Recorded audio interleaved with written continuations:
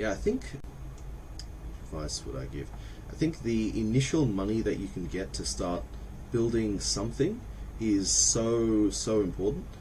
I had some savings initially that I was able to use to start buying hardware.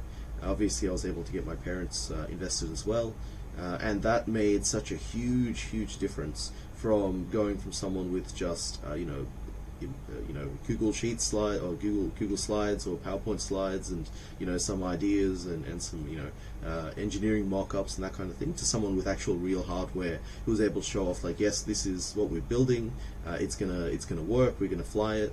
And even the point where we actually booked a launch and we were able to say that yes, we are planning to fly, that immediately changed a lot of minds in people. Like, oh, okay, so this is actually going to happen. Of course, people were waiting to see it happen, and then it did happen, and since then it's been even better.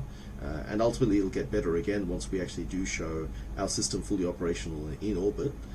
But in this time, really just starting out, it's so important to build trust, to build credibility as quickly as possible. And unfortunately, a bit of that does require a bit of spending money. So as a younger person, it's often quite hard to save money. There's a lot of expenses. So it's very important to have a good relationship with family and friends, so that you can recruit them. And maybe I never recommend getting loans from people.